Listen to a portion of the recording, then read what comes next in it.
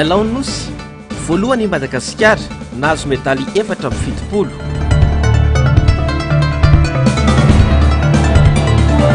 Universitén'ny Fianaratsoa manome 2/70 ora ny fanjakana ny mpianatra.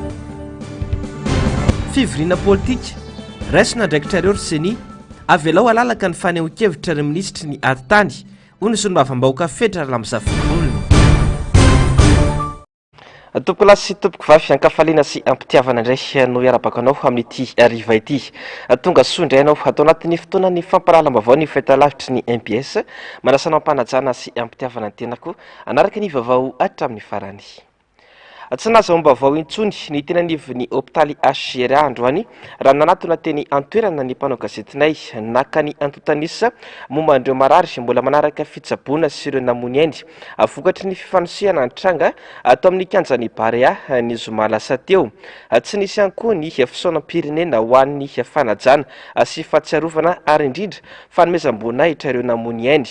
Tranga izay veriny solombavam-bahoaka Rodaira Kotomanjato fa fanambanina ny malagasy ny tsy nanao fa ny mpitondra izany na tsipria izay avy hatrany eo amin'ny sary sindratsary ny mbola afa-tsara. Segondra vitsy fanginana tamin'ny fanokafana ny Lalao Nosy no mba fohy ny fanjakana ho an'ireo 12 maty vokatry ny fitavozavozan'ny mpikarakara tamin'ny lalonam-panokafana ny Lalao Nosy ny zoma lasa teo. Maro ireo nantsoantso ny amin'ny tokony nisy ny fisaonam-pirenena no ity loza matsiravina ity kanefa tsy mba nisy akory izany.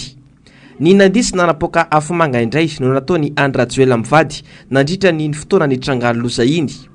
Fiatsika izay maneho ny mahavazahany Andrajoela ary fanambanina any Malagasy hoy ny solombavam-bahoaka Rodaina Kotomanjato. Mamenatra zany satria zavatra raha ohatra l'izy olona aina ombo na zany marary raha latsaka fa ty olona hoe noho ny zavatra nataonao eo masom-bahoaka mba farafarasa zany eo masom-bahoaka mba ome voninahitra le maty zany sy ireo olona nandoatsikidiny marary dia tsy mampanina 2 andro 3 andro midika ho afa fanambanina an'le gasy le gasy igny ambaniny io gasy io matoa le gasy taka zao ny fiainany fanambanina azy satria zay fitondram-bazako raha nina zay gasy mafiaderino maty mitsipako areo zany hoe mamody atao an'izany fanjakana firom-pirenena avy anao dia tsisy 20 metatra tsisy 500 metra ke manko niasy raha io niala teo anao dia konao mana d'accord be dia be dia tokony nakory majery an'le na dia hoe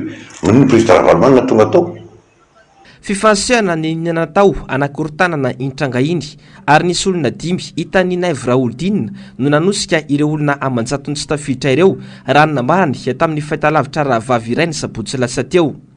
Tranga izay manamafy sy manamarina trany fa tena tsy malala izay tokony ataony ny mpitondra sy ny mpombazy hoy hatrany ity solombavam-bahoaka ity. Ka zay maketro nazy benakavo izy avoaka raha mantsy izy hitanao tamin'ireo vahoaka ireo avoaka raha nahita hoy izy teo fa nisy an'izao nisy manina tsy sambonina le olona fa zao anao fanadiadina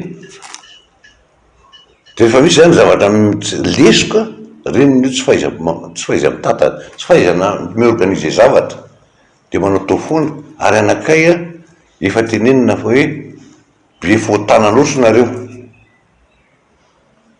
dia manano maizy azy le tanàna manano ny asany le tanàna dia no ny adalàna dia reniny izy zay dia tsy maintsy miditra ao mamasina zany dia tsy maintsy misy raha latsaka natao tamin'ny Barea ako nge jeo tamin'ny Barea fa hainy nitsotsotra lasa izy mandeha rina zao ny nataony amin'ndraiky karakarana dia toereo misy fanafotry efa hôpitaly amin'ny hôpitaly ireo dia vao karakara fa natao iny karakara tamin'ny olona be dia be maty ireo. Tsy vao izao no nisondrany fanjakana Rajoelina efa fahita fa afatesan'olona tahaka izao rehefa misy ny famoriam-bahoaka izay ataony. Tranga izay mamelona ayay sy miteraka adihevitra lalina eny anivon'ny fiarahamonina. Intelo izay no namozana ain'olona maro ny fidirana atao amin'ny kianjany Barea. Efa nisy ihany koa ny fahafatesan'olona tamin'ny fitateran'olona mba hanotrona ny Andrajoela tany Vohimar ny volana Septambra 2024. Lafim-baovao ny sosialy indray miasatrotra isan'andro ny fiainana hoy ireo sendra ny mpanao gazetinay androany. Ainao mafimafy kokoa nefa izany ary tena hiatraika amin'ny sosialim-bahoaka raha tsy miova ny mpitondra ny firenena. Mijaly ny fampianarana tsy hatambolana ny tontolon'ny asa ary tsy homan-kanina intsony rehefa kelikely eo ny ankamaroan'ny olona noho ny alafosany vidim-piainana. Ravana Zafimahina sy Tahirinena. Iampy ireo mpatory an-dalana sy mpangataka raha izao no mitoy. Ny tsy fahaiza mitondra mitantana sy mijery ny sosialim-bahoaka no mahatonga ny fiainana mitotongana ary tsy mety tafariny intsony ho ny olom-pirenena. Eny vitim-piainana aloha efa hita hoe miakatra dia mahatonga zay hoe mety tsy fahaiza mitondra angamba ny tena be tabe misy fitiavan-tena be tabe amin'le rafitra rehetrarehetra dia tsy voakajy mihitsy zany le akapobean'olona zany aloha tsy voatsinjo mihitsy fa zareo ihany ohatrany zay le izy. Raha miova mpitondra ve dia mety ho fay amin'ny zavatra misy angamba dia mety zay angamba mety hijanona ohatry angamba mety tsy sonitra intsony ny tena mariny. Tsy fahaizan'ny fitondrana mitondraka tsy mivaky lomesaka sosialy no fanjakana zay no mahatonga an'io mety mbola isan'izao raha tsy miova ny fitondrana. Iray amin'ireo sehatra nompotehina ny fampianarana samy mahatsapa ny rehetra fa mian-danja ny leta ny fampianarana eto amintsika.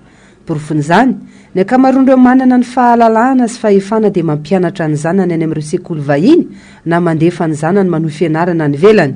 Nanomboka tamin'ny vanim-potoana ny teteza mita noho ny hamafy ny fitotongana ny fampianarana ary mbola lovay ny taranaka ty aoriana. Zany tokony mijery saranga rehetra anatin'le izy araka le varina baka tany ohatra hoe le mpampianatra tokony jereny zareo hoe amenan zareo ny vacation zareo zao ohatra dia mpianatra koa jereny zareo zay le mpianatra ny mila varina le baka ohatra hoe amin'ny université zao izy dia ilainy aloha iny no manana an'izay eny possible foana hoe mety ohatran'io foana rehefa ohatra tsy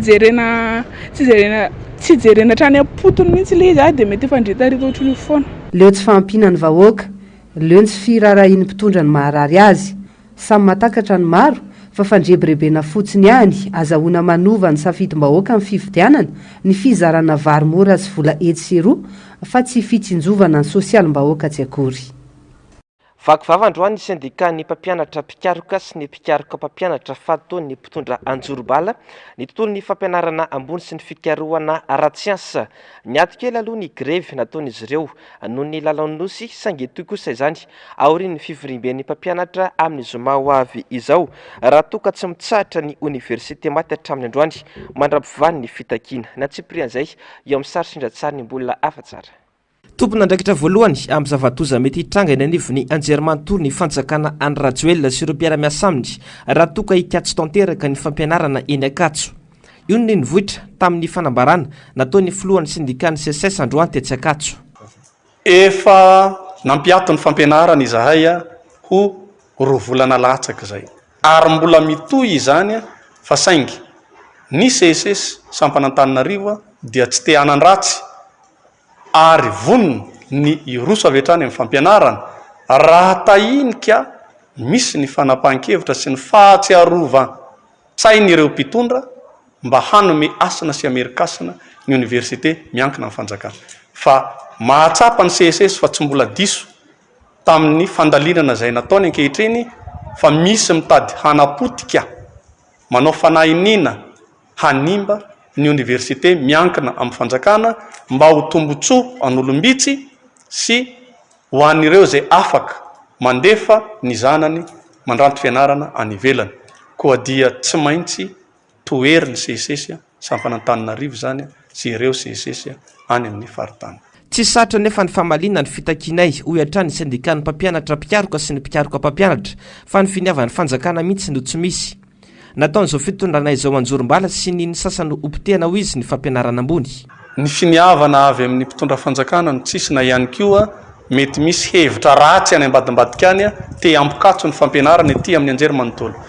Ande hanao sony décret ve hanaiky décret amina conseil des ministres ve dia manahirana.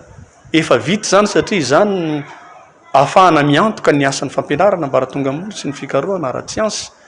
Hamoaka karamana piasa efa efatra taona tsy nandraisany an'izany teo ny an'ny mpampianatra ny tsara baka raha ivolana latsaka na vita ny fitsarany baka tsy mety nanao délibération adiny romonja dia nahita vahaolana ny tao amin'ny trésor nantoavan'izany ka ny mpampianatra vakatera izay miantoka ny fitopolo isanjato ny fampianarana ety amin'ny anjerimanontolo miankina amin'ny fanjakana efa nitsahatra tsy nampianatra intsony amin'izao.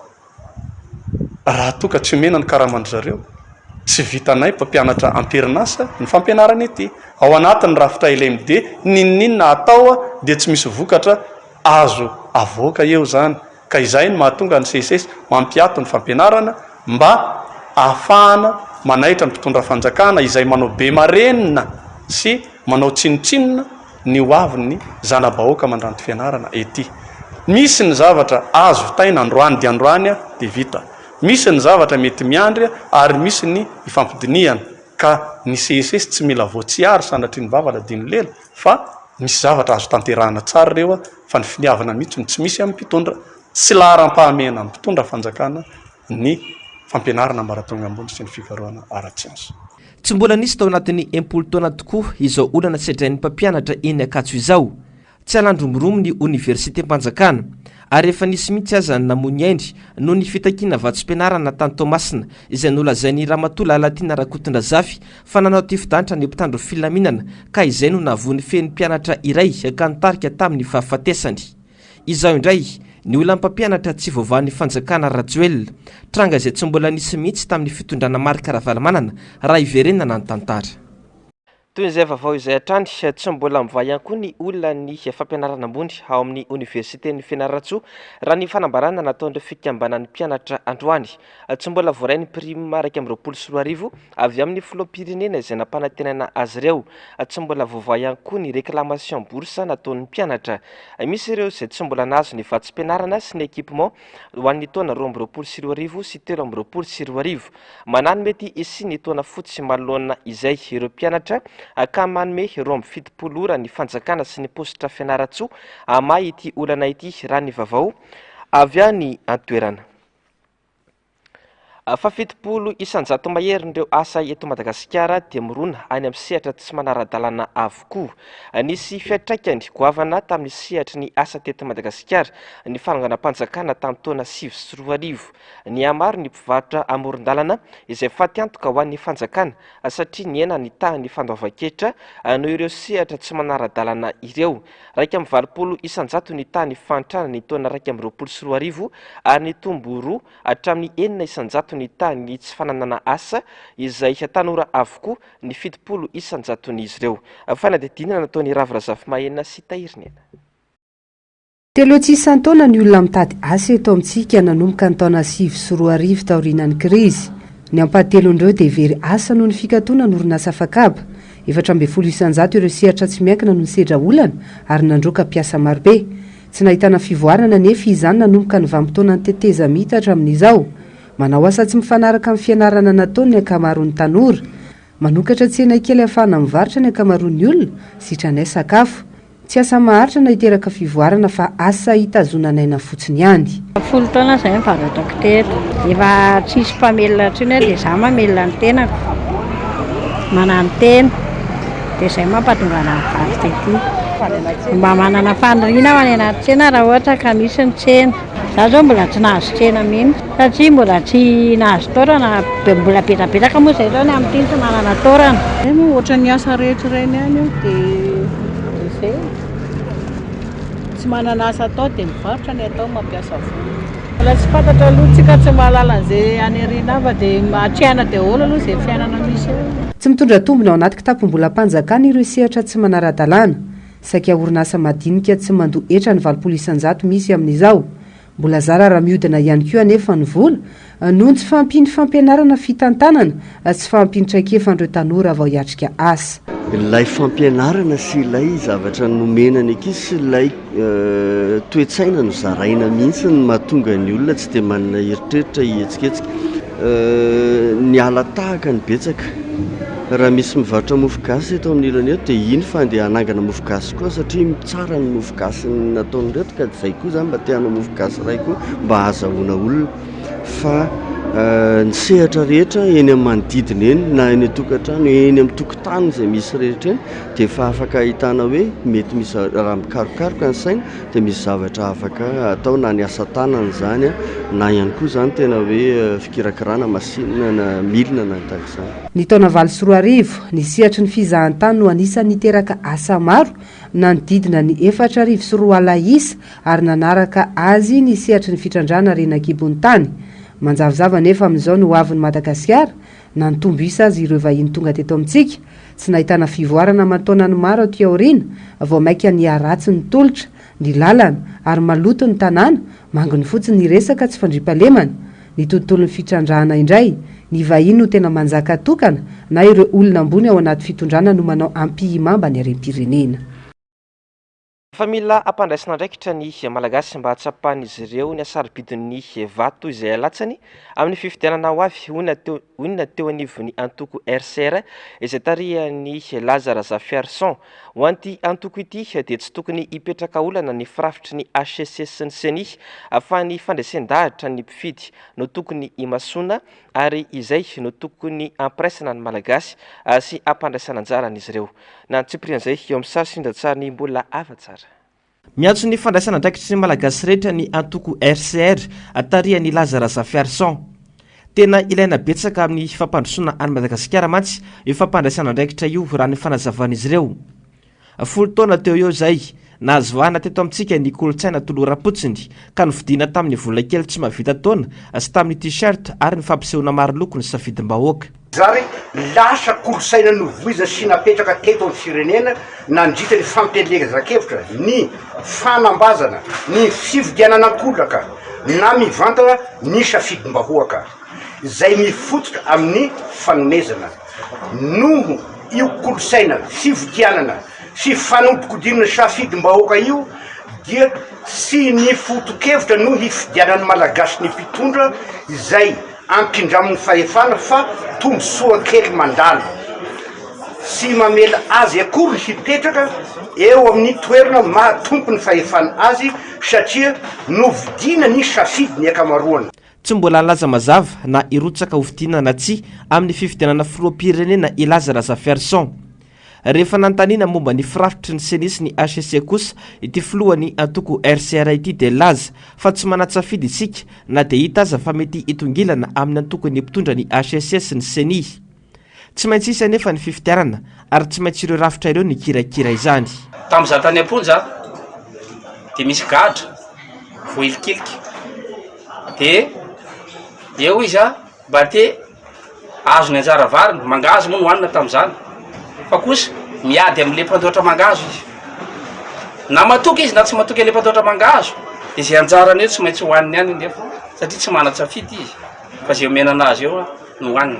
Mana-tsafidy ve tsika ankoatran'izay fanekena aloha ny rafitra misy ahafahana manova ny zavatra rehetra eto amin'ny firenena.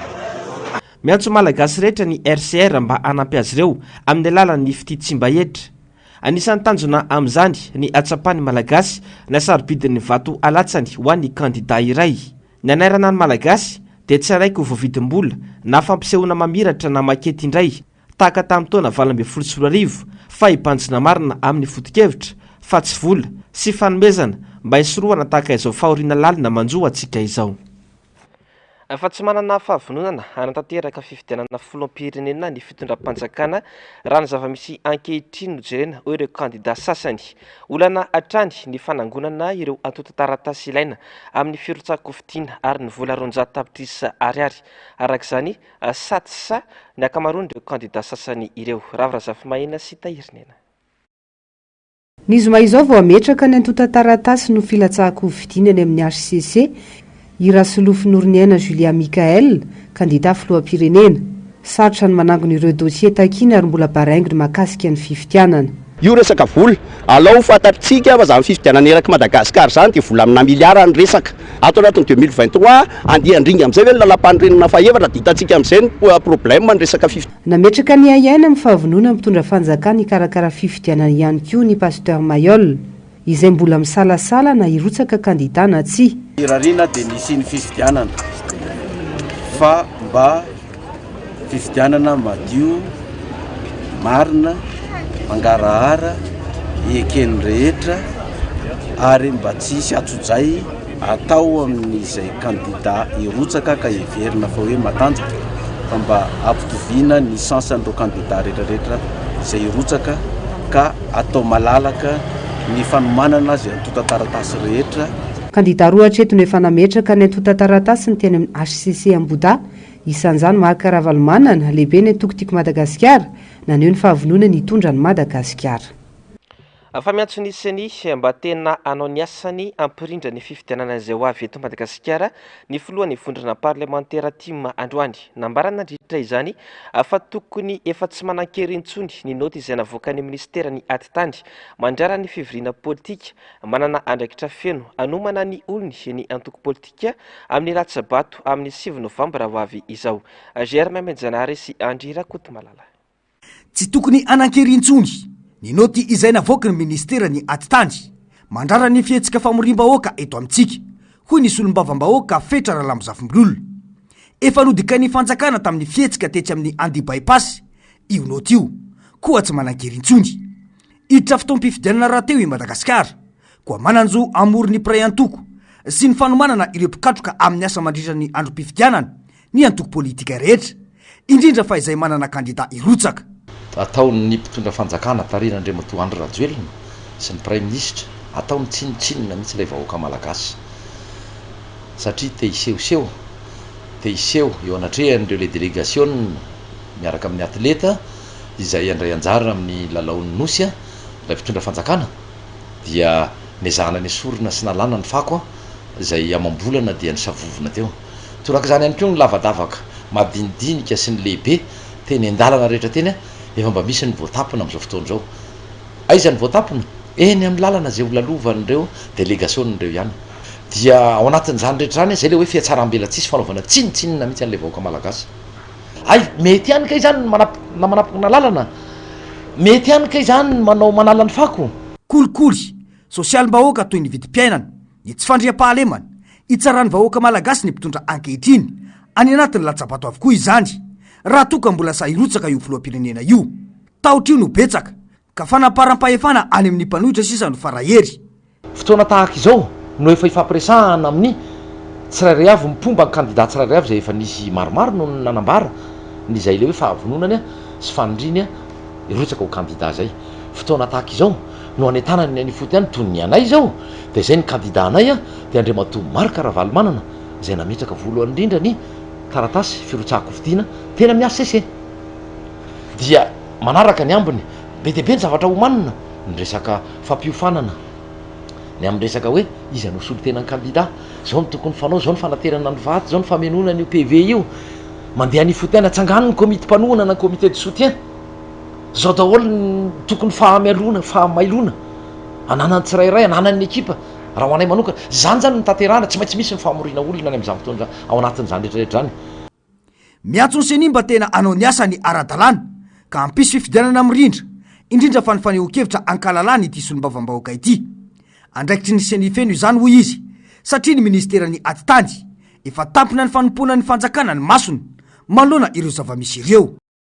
Vona iatrika ny fifidianana amin'ny 9 Novambra ho avy izao ny antoko tiky Madagasikara manao toy vakana ireo asa eny fotony hiatrehana izany ny fampandaniana any Marc Ravalomanana kandida filoham-pirenena ny tanjona ho amin'izany na vitany anjara nomaly ny teo anivon'ny boribory tany fahadimy ny arahany Distima ny Braony Fokotima sy ny mpanolotsaina tanàna izay notarehany solombavam-bahoaka Fetra Ralamozafimbololona voafidy teny atoerana Ando Miaratiana sy Manora Andriamalala.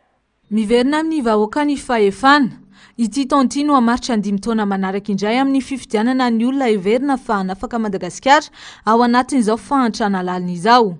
Tsy takona fenina ny zavatra iaina malagasy ankehitriny samy manao izay iainany rehetra ny mpitondra mangoroka rena ny vahoaka kosa manakaiky ny fahafatesana ihany mitaky ny fijoroany rehetra izany amin'ny lalan'ny fifidianana ihany goavana ny ady atrehana ao anatin'izany ka mitakezaka sy fandraisana ndraikitry ny tsirairay na io ny mpararamaso ny fifidianana na ny mpifidy mihitsy antony sy ny fanentanana manokana ho an'ireo eny fotony amin'ny fanarahamaso ny fizotry ny fifidianana.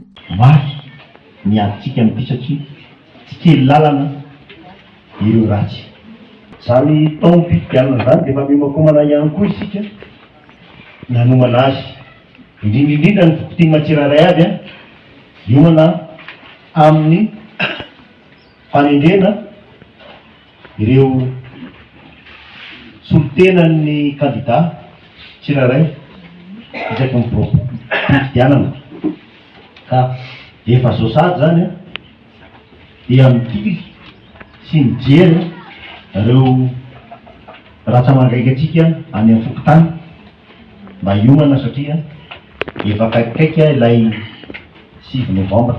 Mila tanora vonina sy mandray andraikitra ny firenena ao anatin'izany. Tsy hipetra-potsiny maloana ny zava-misy fa kosa handray tanana no aviny, tsy verena ny tranga tahaka izao intsony. Mialoha, mandritra, ary eo aorianany fifidianana. Samy tokony ahita taratra izany fandraisana andraikitra izany. Mampirisika ny tanora indrindrandrindra an'olo-tena anao délégué ny candidat araka-valmanina satria ianareo mbola afaka mijoro. Ianareo manana ny hery ny tanjaka ny rehetra, zay tsy miteny hoe tsy mahavita minina fa zay manao zay tandrify anay fa manentana amin'ny tanora indrindrandrindra na lama vavy anao zany délégué zany ho isotena ny candidatsika iaro ny intérêt atsika. Nanatanteraka fivoriana ny arana tamin'ireo olom-boatendry sy olom-bofidiny fotony ny teo anivon'ny boribory-tany fadimy Omaly. Fotoana notariny sy olom-bahoaka lanteny an-toerana tamin'ny anarany Antokotiko Madagasikara.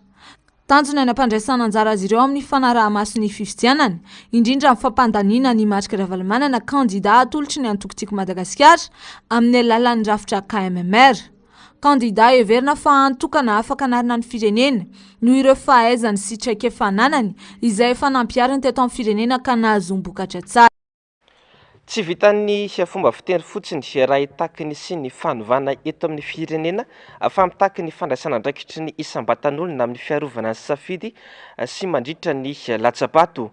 Ampy izay ny fahoriana, ampy izay ny fampanantentanana pokaty nataon'izao fitondrana izao. Tsy azo ankena intsony iverenan'izany ka anampitrotraka indray ny fahoriana efa iainany malagasy. Ando Miaratina, Mathieu Prince.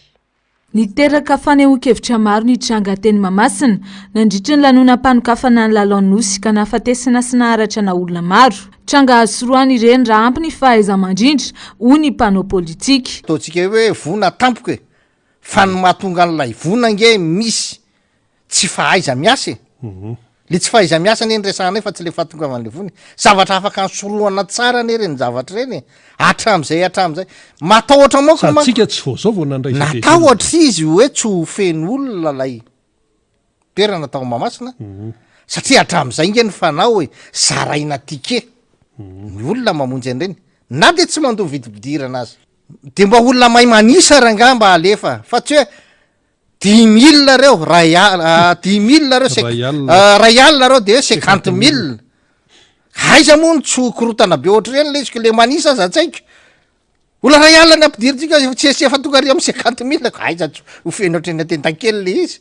Be loatra ny fampanantenana tsy tanteraka izao fitondrana izao ho nimponina avy any am-pania raha ny vahiny tao anatin'ny fandaharana miara-manonja androany. Raha tsy resaka fa tsy ny lalana izay mampikolay ny mponina ary miteraka fiamorana ho an'iny faritra iny. Velim-bolo ary ny tsiry indray ny fanantenandro am-ponina ny antoerana tamin'ny fandrenesana fa ilatsaka ho fidiana indray ny filoha Marika Ravalomanana ary natafapetraka ny antody taratasy filatsahako ho fidiany. Teraka automatique ny resaka insécurité. Misy commune Fitadrevo de commune Ankilimivory, différence agny amin'ny 70 km. De misy ny commune fahatelo mifanefitra ereo, commune Gogogo, différence agny amin'ny 60 km. De ireo commune telo ireo de samby mibaby fokotany mandeha any plus de 50 fokotany. De lasa vesatra ho an'ny commune fomba izirevan'le olo ao anatiny. Ny fomba nizirevany resaka sécurité, niezaka nangataka ny zana-kampania hatramin'izao de la mbola tsy mahazo vahaolana.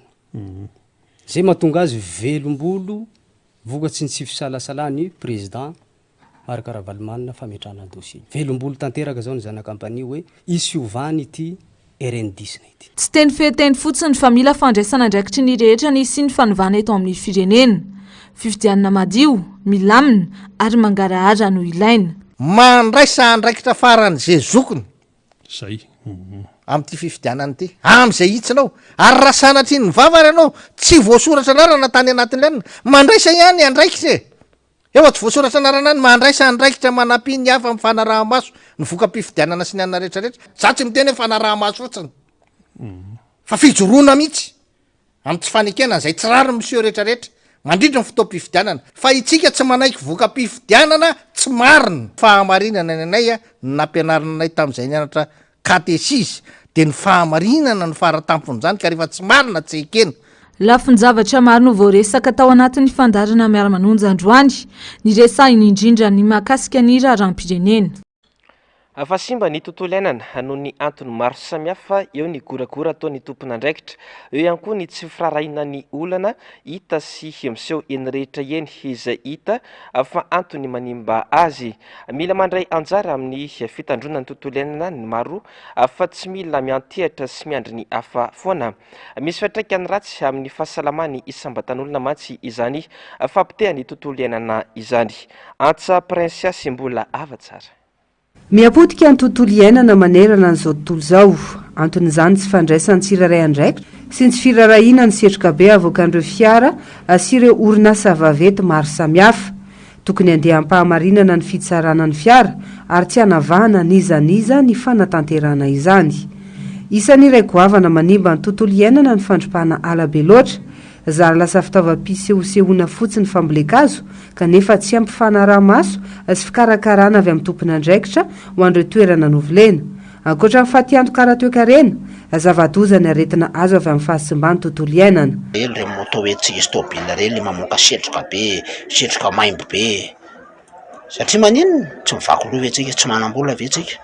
Sa variana amin'ilay risoriso entina foana iny mandeha satria nahoana en général le tomobile any zanaky directeur le any na ny zanaky commissaire, any zanaky colonel, any zanaky PDG dia tsy maninona tsisy samy kitika manam-pahefana ny polisy ny gendarme izay tompon'andraikitra. Ny antony mahatonga ny fampitehan'ny tontolo iainantsika io kokoa dia ny tsika manapaka hazo diso be loatra, tena be dia be ny hazo tapahantsika mitamin'ny hazo ambolentsika, tsika mandeha manao an'ileo reboisement na fambolena, famboleka-kazo.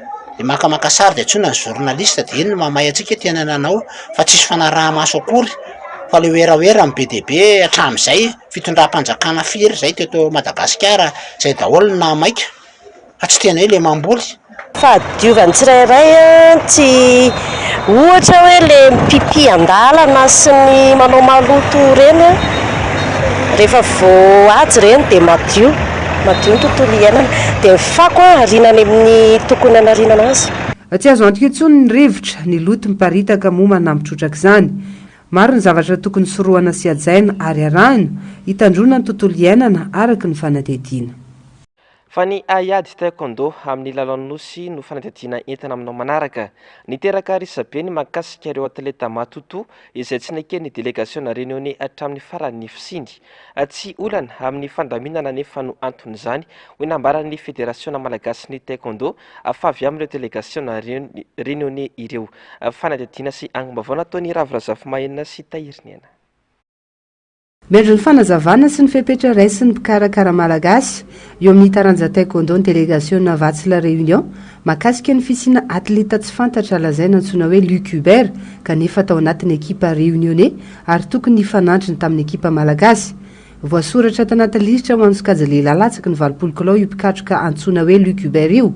Atleta izay tsy misy akory kanefa nisy malagasy tokony hifanandrana aminy ka nahazo mora foana ny médaille volamena. Les dernières nouvelles que j'ai, c'est que c'était une erreur d'inscription donc au niveau de l'organisation et ça s'est arrêté à là.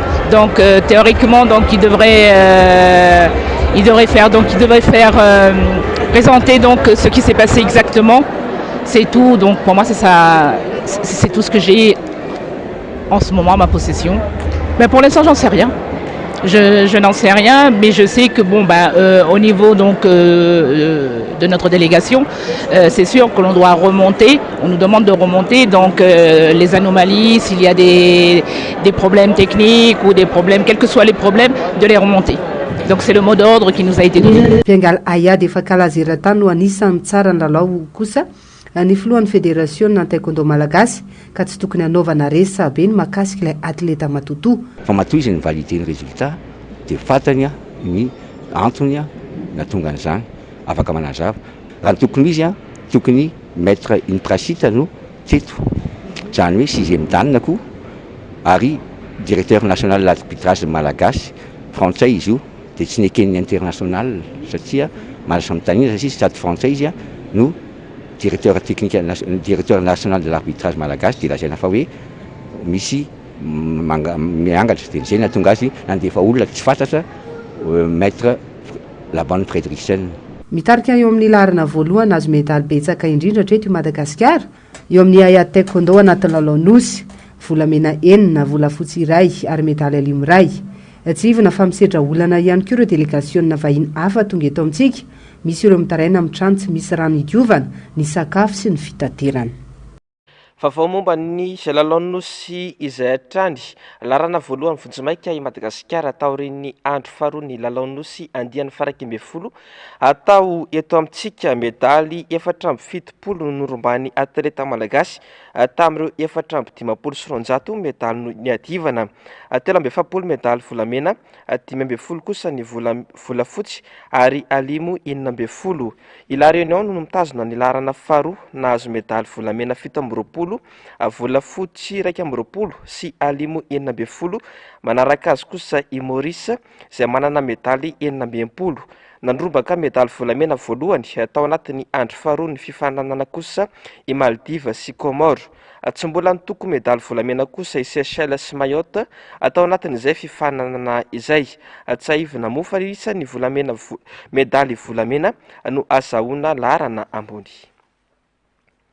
Vaovao ny fanatanjahantena izay hatrany no tanterahana omaly ny lalao famaranana ny fifantsanana ho an'ireo skady senior na junior ary ny veteran taranja baolina kitra ekipa avy any Ambohimanarina. Loka maro no natotry ny solombavam-bahoaka ho an'ireo mpifaninana nandritra n'ity lalao ity. Tena toerana nanao ny angom-baovao Germain Menjanahary sy Andry Rakotomalala. Ho fitaizana sy fanabeazana ho anrehetra no antony anaovana fifaninanana toy izao. Io no nambarany solombavam-bahoaka Tontsoa Andriamampandry manoloana ny fifaninanana ara-panatanjahantena izay natao teny amin'ny kianjan'ny Tontsoa Stadium Ambatolampy Ambohimanarina omaly.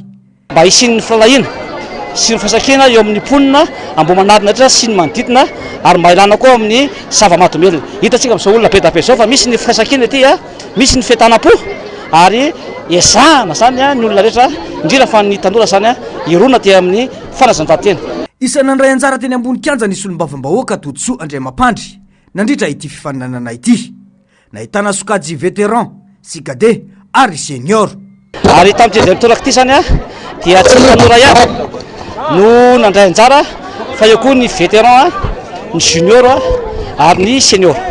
Ary mahafakely amin'ity match ity zany teto amin'ny Tontsoa Stadium na kianjan'ny Tontsoa eto Ambatolampy Ambohimanarina dia teo ny kopy omby, teo koa ny ondry, teo ny lela vola, ny baolina, ny kalisy fa dia nahazo daholo. Ny voalohany mahazo omby, ny faharoa mahazo ny lela vola, ny troisième place mahazo ondry ary ny ambiny zany mahazo lela vola daholo. Omby, ondry, lela vola, kalisy, baolina ireo no natolotra ho an'ireo mpandray anjara nandritra ity lalao ity. Mbola itoy ny fanabeazana ara-panatanjahantena toy izao hoy ny fanazavana.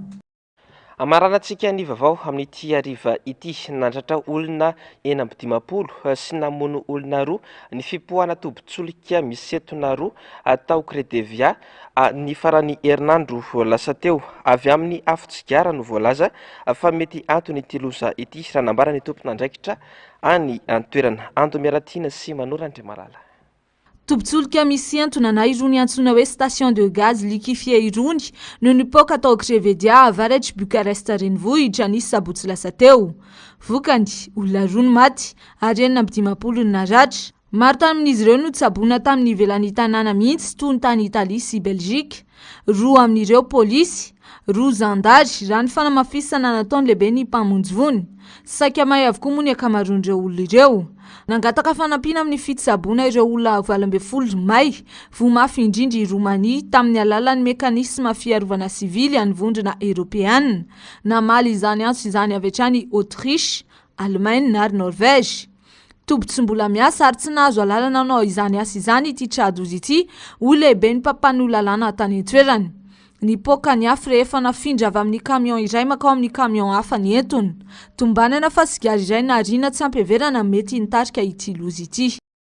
dia izay ihany koa ry tompoko lahy sy tompoko vavy netiko manakatona ny fotoana ny fampalalam-bavao tamin'ity androan'ity isoraka ianao nanaraka izany hatramin'ny farany ny fandarana ao anamarina ny Global News ny fandarana dinika ireo no arainao aoriana izao fotoana ny fampalalam-bavao izao aorian'ireo fandarana anankitelo ireo kosa no anarainao ny horonan-tsary indray amin'izay mitondra lohateny Vedaive ny sampana fampalalam-bavao dia misotranao nanaraka ny vaovao hatramin'ny farany velona tompoko.